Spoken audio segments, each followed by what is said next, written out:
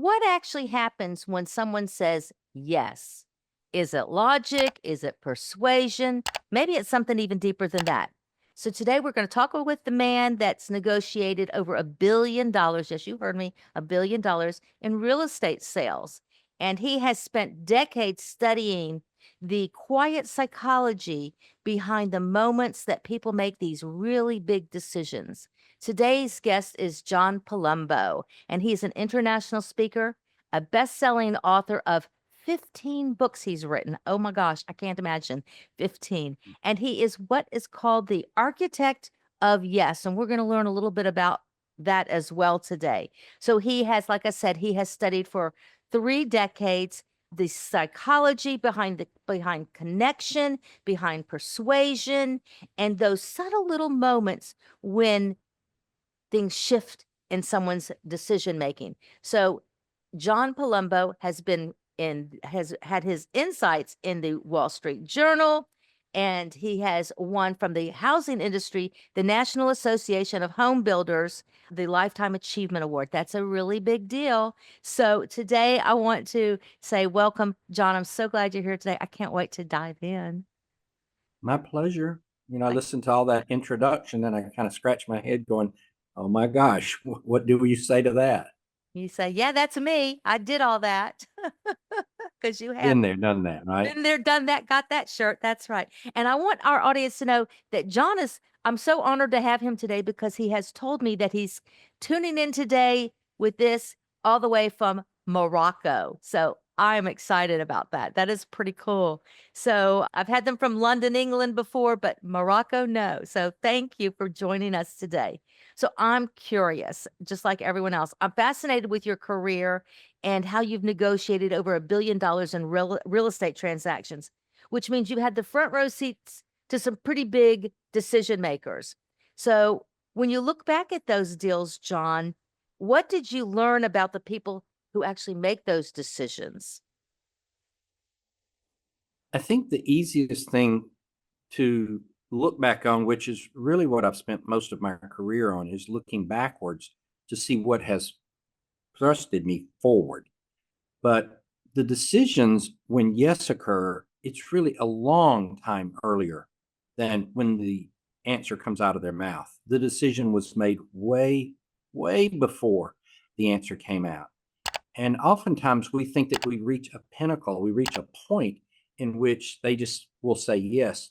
But part of it is something that I term as becoming believable.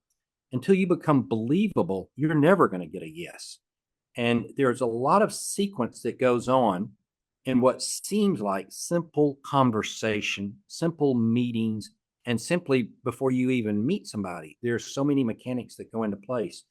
So, to answer your question, the architect of yes and the architecture of getting to yes is exactly that. There is an architecture.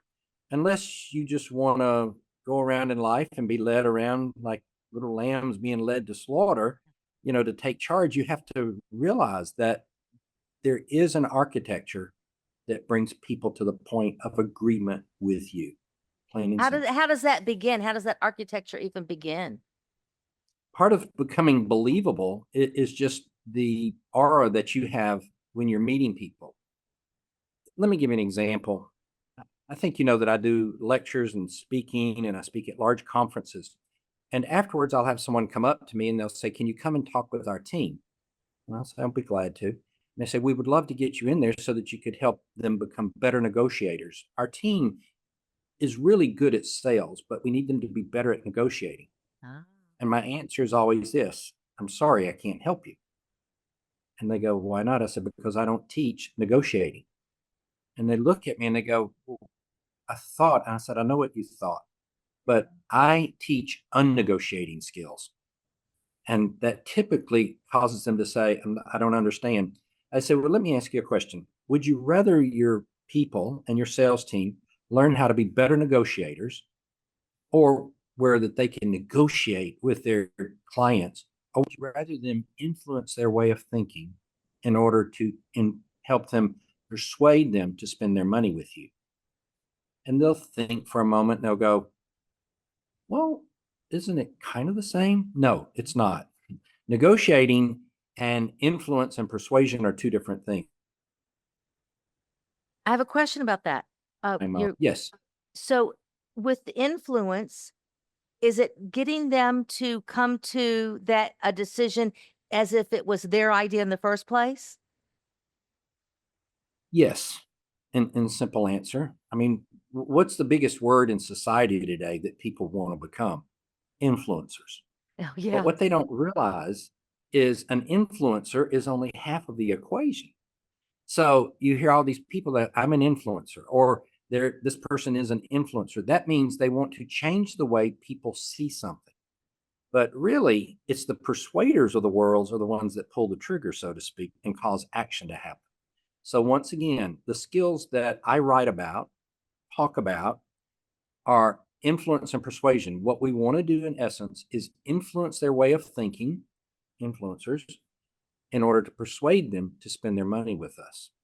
So influence is half, but persuasion is the other half. And so if you really want to be effective, you want to learn persuasion skills way over I was the gonna say, one influencing comes skills before while the they other. both work together. Yeah. Yes, both So before the other. so how does that trust and all that play into all of this?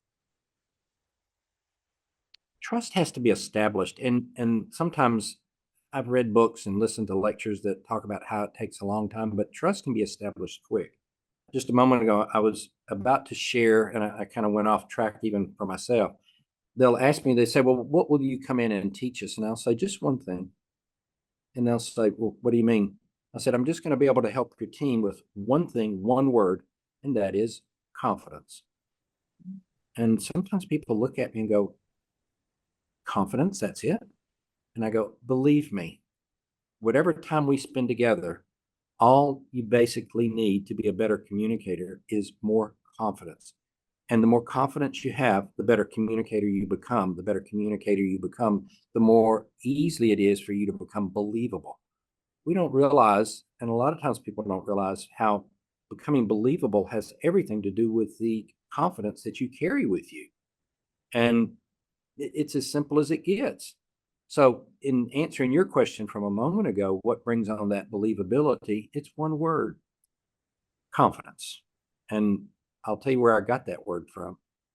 This may go back a little too much in history, but Dr. Norman Vincent Peale, have you ever heard of him? Oh, yeah. He's sort of the godfather of positive thinking. He wrote several books and lectured. He's been gone from the planet for many, many years, but I had the pleasure of meeting him many years ago. And I got to go backstage after one of his talks and meeting. And he said, it's nice to meet you, young man. And he said, what are your plans for, what do you do and what do you want to do? And I said, I'd like to be like you, Dr. Peel. I'd like to speak and write books and do audios. And he says, about what? I said, about teaching people how to sell better and do better. And he says, and then what will be your message? And I said, oh, sales and positive thinking. And he says, and I said, like you. And he says, well, what is it you think I do? I said, all of that. And he goes, no, I only do one thing. And I looked and I said, what is that? He said, I deliver confidence. And I said, that's it? He goes, that's it. I deliver confidence. And, that stuck with me and the opportunity to meet him. And I think it has ridden with me through my entire career. And you could reduce it down to that one word through all the books and all the programs that I do is helping people have more confidence in their communication skills. That's what leads to better conversations, better connections, better closings, being able to have people buy from you and be happy they bought from you is the confidence that you bring to them. And that means you better know your stuff. So much. So And if you don't, learn it quick. learn it, And there's learn it. ways out there. Yes. There's a lot of resources. Even Yeah. what you're doing right now is a resource to help people. They wouldn't be listening to this if they didn't want to pick up one tiny bit of something. And if they've listened to this far and are listening to you and me talk, they're here for a reason. They're saying, I want to find out, is there a golden bullet here? Is there a golden message coming from this conversation? And I'm sharing with you what I have built my entire career on, the conversation backstage for just a few minutes with Dr. Norman Vincent Peale, the That's godfather of positive thinking. abs- And when he said it's confidence. that's brilliant. I love that. I love that. It's like we should know these things, but we have to be knocked upside the head sometimes to remember. It's just the confidence. I know when I'm dealing with a difficult client in my real estate career, and I do, and it's like it is harder right now in this world today. It's harder. Real estate is not. I'm not an order taker. I really work with my clients and build those relationships. But sometimes I have to go in there and deliver some hard facts, and it's about me going, and I'm nervous about it because it's not the news they want to hear, but I have to go in there with the facts, the data, and the confidence to deliver the news that they need to hear. So, it's It's interesting that you say you're nervous about it because I'm even gathering something from listening to you talk right now. You can be nervous and still deliver it with confidence. And the client senses that. And the client picks that up through your idiomotions. That means through the way you breathe and the way your eyes are moving and just the simple movements that you make. These idiomotions are picked up subconsciously by your consumer and your clients. And when they do, they can tell, even though they can't describe it, that you might be nervous, but that you're confident in what you're bringing, which builds that believability. And so nervousness has nothing to do with it. Confidence has everything to do with it. And they can sense it and they can feel it because you've been in the business for a while.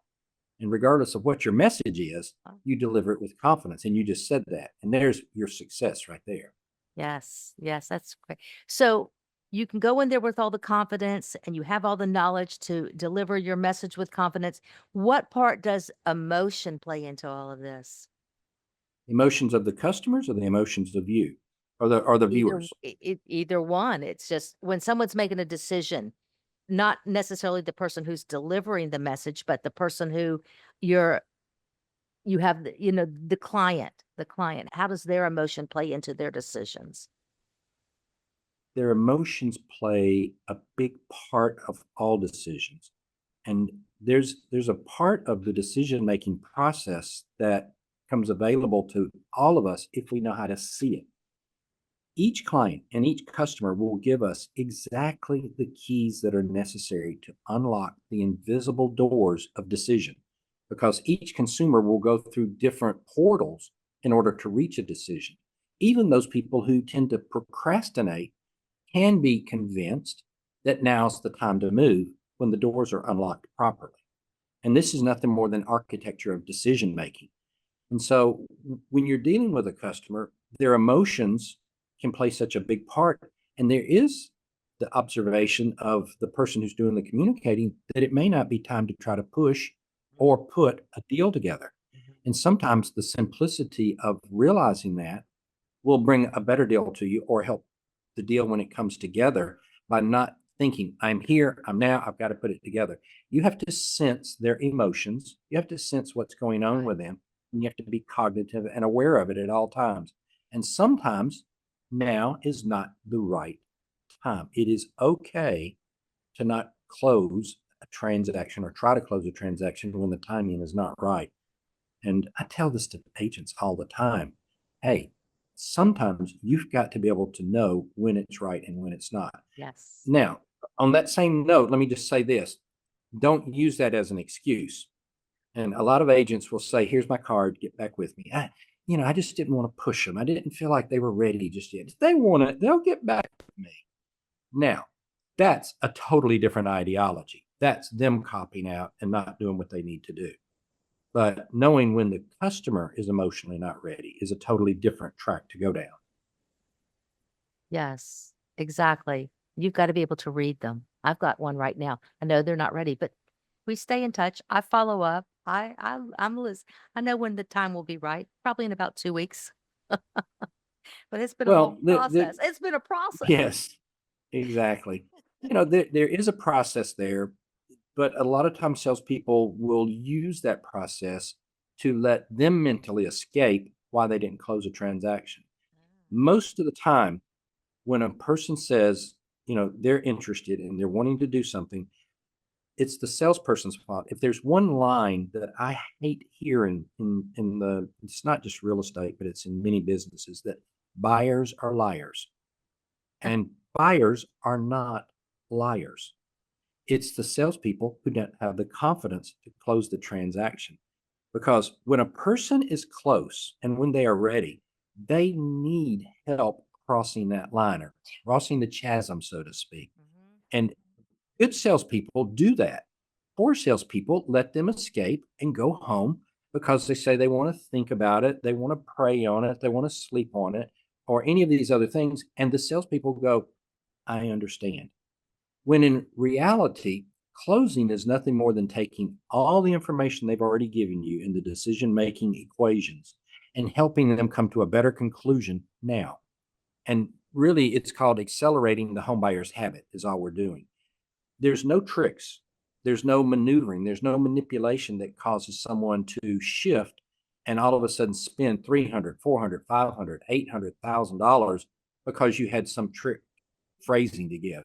If you had that, you don't need to be talking to me. I need to be talking to you and finding out, what do you charge for that secret phrase? Yeah. There is not one. No. And so it's just realizing that you have to be on top of that client when they're ready and not let them escape when they're really ready to buy. They're really ready to buy. And I'll say this: I had a gentleman in a bookstore one time that asked me. He says, "Well, I've been in business, John, for 60 years, and I'm really good at telling the story." He says, "I'm just not good at closing. I'm not good at, getting the commitment." And I said, "Let me ask you this: do you take your card at the end of the story and just hand it to your customer and say, if you have any questions, call me?" And his wife was right behind him, and she just shook her head like this. "Yes, that's what he does." And I said, "I'm going to give you a quick lesson of all the books in this bookstore in a 30-second count." I said, "Next time, instead of giving them your card, I want you to do this. I want you to look them in the eye and simply say, 'And the next step is.'" And then he just kind of looked at me and he says, "What's the next step?" His wife kind of jabbed him and said, "That's where you get the money, honey." And he said, "Oh." And I said, "That is correct. The next step is That we is. go ahead and take a deposit. We make a reservation." And I said, "What do you think most people think the next step is after you have finished your great storytelling?" He said, "I don't know." I said, "They think the next step is to go home and sleep on it, to go home and Mm. think about it." Yes. I said, "The next step is we go ahead and take a deposit. The next step is we take it off the market. The next step is you move in that direction." Most customers don't really know what the next step is. They're going to leave and go ask somebody else. They're going to say, "We just saw a fabulous home," or "We just dealt with somebody to purchase something and we really liked it, but we felt like we needed to come home and think about it before we make a decision." No, the decision time was right then and right Yes. there. The salesperson let them escape. So the buyer was not the liar. The salesperson was not the one That that just did what they happened to should have me. done. It wasn't my buyer. I had the seller, and the buyer's agent said, "Well, they wanna go home and sleep on it." I go, "Oh, no." That's the agent's fault. Oh, That's the agent's oh, fault. And they don't have to push them. Here's the key. If somebody's listening to this right now and they're going, "Oh, he sounds like one of those pushy guys," I'm not going to push anybody. no. But if you've done the job right, you have created all the internal engines to cause the urgency to be there at the end of your presentation, if not before.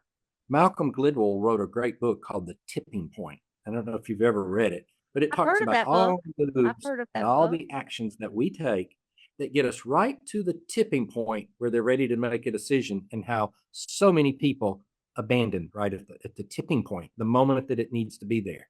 And then his next book after that, which was called Blink, simply talks about how we miss so many opportunities because of simply that, the blink.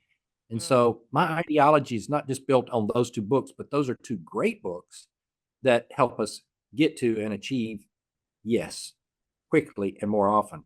Can you share a story of how I love this, how maybe everything was going right, and then all of a sudden you can see that the deal is collapsing, but that there's a way to turn it around? Try every day. Something collapses in front of Every us time. every day. We're going, "Why me? Why does this have to happen?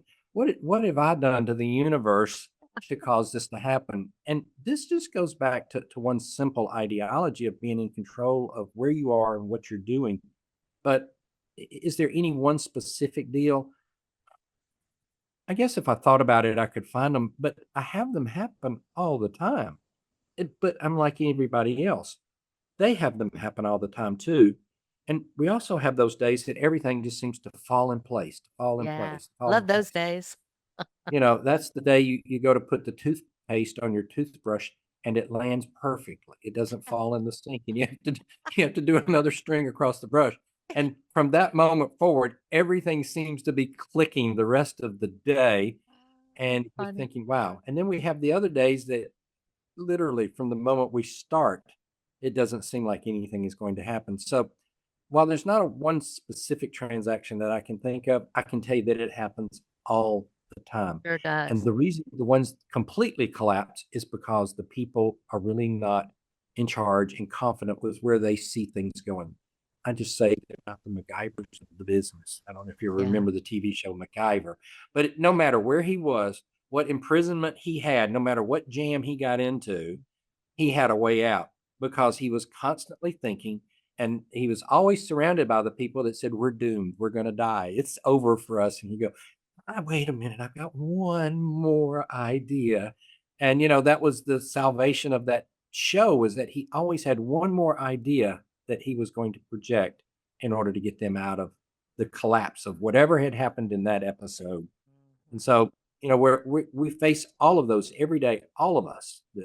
Yeah, you gotta turn around those recently, I actually had a situation where I was showing a buyer. I don't usually work with the buyers, but I had a buyer, and I knew I wasn't gonna get this listing. So, when we went there, we met with the homeowner. She hadn't quite signed the papers yet, but I knew it was one of those situations, it was a done deal. I wasn't gonna try to persuade her, but I used it to my advantage. I can't believe I'm sharing this, but I am. So, I used it to my advantage by asking the homeowners what made their decision to select the other ones, because they had heard my name, but not they didn't really know me. So, I picked their brain to learn what was it about this team that they chose to list their home? What was it that persuaded them that they were the right ones for them? So that was it was a learning. So learn from it. You don't get every deal, but learn from it. I learned a lot. I Sometimes we went win, sometimes we lose, sometimes we learn. Yeah, I And learned. so the learning is the most important one of all. So, I went home and said, "Adjust."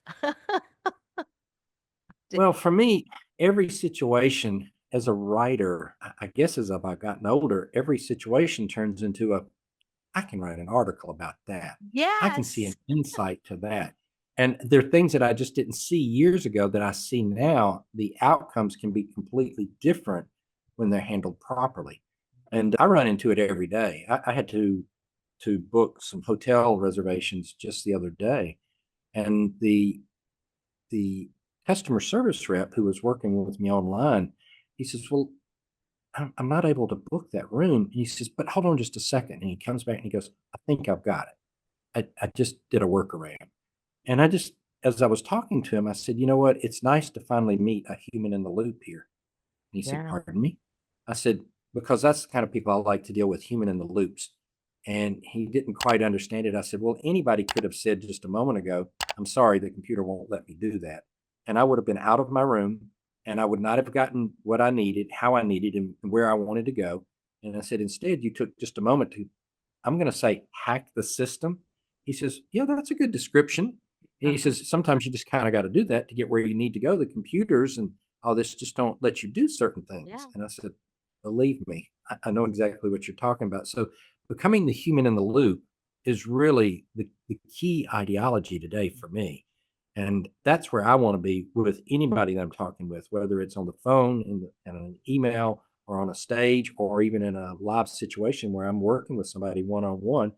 I want to be the real human in the loop because the human in the loop is what brings AI and all these new technologies to life. They can't survive without the human in the loop. The human in the loop has to ignite, has to review, and has to finalize anything that's done by technology today. Yep.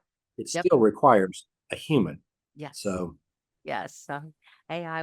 I don't even want to go down that road right now. okay. You got so many other so many things. You've written so many books. Is there one? I mean, 15 books, and you're writing another one. Is there one that really is the standout that's relevant to us? Like I know you have one that's called highly Influential. Is that the one? Mhm. You've got so many books. Tell us about some of the books and what was it that inspired you to write those books?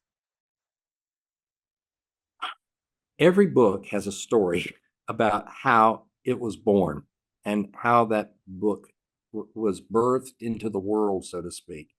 And I'll just use one quickly here because I know our time is limited. But you had mentioned highly influential and highly persuasive. Yeah. And while they both stand independently, highly persuasive was written after highly influential.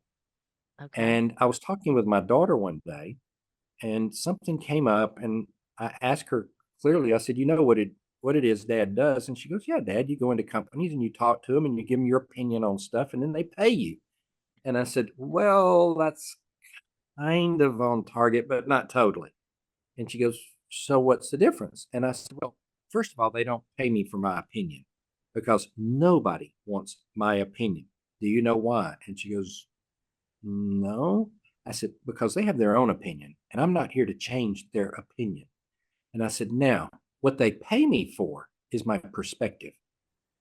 And she goes, "Okay." I said, "When you have a rounded perspective and you can see the world clearly now, that you can be paid for. But your opinion, you're going to grow to give your opinion." And so I finished talking with her and I said, "Your perspective, that's really what I get paid for is my perspective." And Yes. so I started writing the book, Highly Persuasive. And if you see the front cover of it, it says the title of the book is Highly Persuasive: Why Your Opinion is Worthless, but Your Perspective is Priceless. Yes. Because it's your perspective that you bring to your customers that cause them to change the way they see the world. Your opinion won't change anything. In fact, it causes sometimes people to put their feet into the ground and set it firm and want to remind you why their opinion is worth more than yours. But perspective is a totally different way of approaching things. I love that. Because once you help someone change their perspective, they will look at you and they'll say, "So, in my opinion, what you're saying is," and I can look back at them and go, "I agree with you. I agree with you." And when you can get the customers to say what you need them to about whatever product or service you're trying to help them with, I think you are far further down the road than you ever were when you can simply look at them and say, "You're exactly right. And I agree with you." Yes. Now you're on the road to persuasion the right way. You've already done the part of influencing, and now the persuasion part comes into play where they're getting ready to spend their money with you. And that's where the architecture of yes has been full circle, has come around because the decisions are made way before they say yes.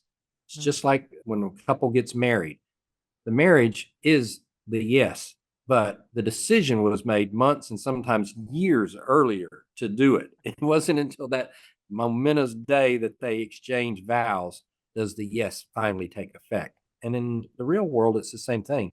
Yes is achieved in the consumer's mind way before they tell you. The question is how long will it take you to get that and get that out of them? Yes, absolutely. Oh, I love this. This is brilliant. And we are just about out of time because I could go on for hours listening to you talk about all of this. Is so fascinating. My head is just spinning on some of my clients now. It's like, okay, I'm going to apply this to some of them. It's like, yeah, I've got some meetings coming up. I got to talk to them. So, if there's one little golden nugget you want to leave our audience with today, what would that be about the art of negotiating, which we're not talking about negotiating because it's about persuasion and influence. And what's that one little golden nugget you'd like for them to leave with? There's so many things that we talked about just in the last few minutes, but based on what we just discussed, this would be at the top of my list at this moment in time. The most organic thought would be eliminate the word opinion from your vocabulary. Mhm. Nobody wants it. Nobody will pay you for it. And most importantly, nobody's interested in hearing your opinion.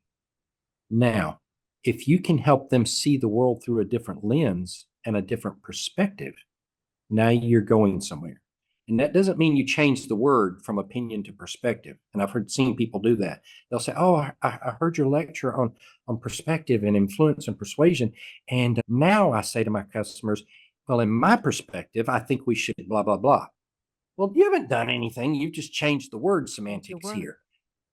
Changing the word opinion and getting it out of your vocabulary and learning how to change perspective are two different things. So the nugget here today is get rid of the word opinion and never use it again. And you'll become a far more powerful communicator and a far more powerful person of influence with the people that you deal with every day, 7 days a week. Gosh, I'm going to use that on my children. I need to use that word. It's like, no, I'm not giving you my mama's opinion. I'm just, yeah, I love it. Oh my gosh. This is, oh dear. I'll be using that this afternoon on my son. Well, good. That's the purpose of it. Is hopefully, isn't every interaction and every podcast that you do and every interview, shouldn't somebody walk away with one simple nugget? Oh, I absolutely. people say you're going to get 10 ideas, you're going to get 1,000 ideas here, but really just one idea is all you need to walk away with to reframe the way we see some things. Sometimes it's not even a nugget. Sometimes it's a boulder, and I consider that one a boulder.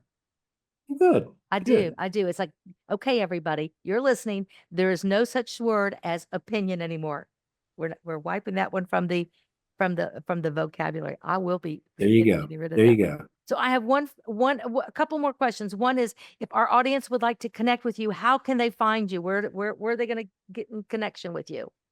The best business card I ever saw was somebody that handed me their card and it just had their name on it and the word Google above it.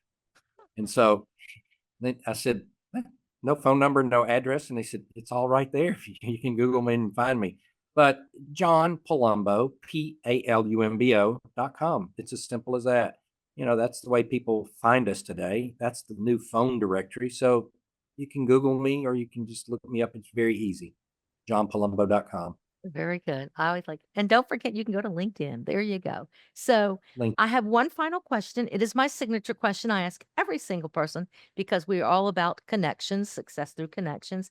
Can you share a story of how an opportunity presented itself to you because of a connection that you had? This goes back very early in my career when I had been in real estate for a while and I was with a broker that introduced me to a large developer. I mean, large developer. Like they owned over 100 malls. They had over 20,000 multifamily units. This was a very large developer in the United States. And he was introducing me to them as a potential to work in his brokerage for this company to represent them. And the owner happened to be there, the CEO and owner of the company. And after the meeting, 2 days later, the owner contacted me and said, we'd like to talk to you. I said, well, you'll need to call a broker. And he goes, we're not hiring your broker. And I said, excuse me? They said, hey, he's a great guy, but we want to talk to you about coming to work with us. I said, oh, I wouldn't do that. He's introduced me to you. That's where the connection is. And he goes, okay, well, you can think about it. And I went to the broker that evening and told him, and he was very angry that they wanted to do that. And then after we got past that, he called me the next morning and said, call him back. And I said, why? He says, I can't keep you from this opportunity. This doesn't come along very often. And he says, I know I made the connection, but I sometimes realize that I can't hold you back from this kind of opportunity. So say you got to work for me, he'll just go find another you somewhere else. He's not going to hire our small company. And he says, I realize that.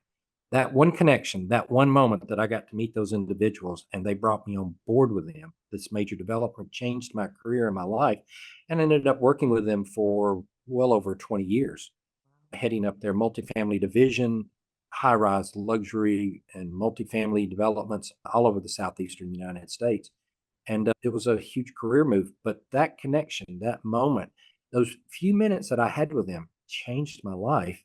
And to this day, I have asked very many times, because I'm still in contact with them, even though I'm on my own today, what caused you to just want to literally change your relationship with this broker and reach in and pull me out of there?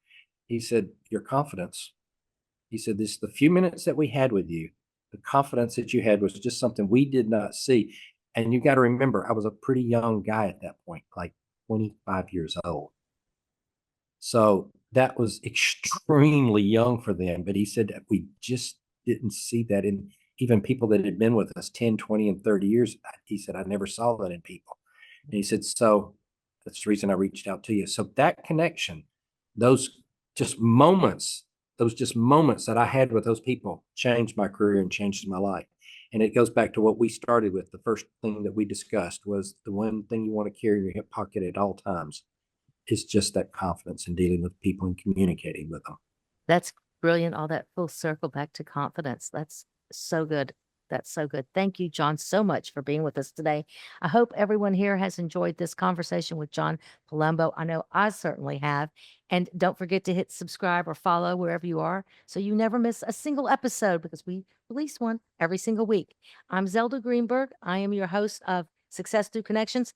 And as you could tell from this conversation, I am a full-time realtor. I help people through their life transitions when they're making those big decisions of should I, when should I move? So if you're in the market for real estate, give me a call. And remember that success does not happen in isolation. It happens because of the connections that we have.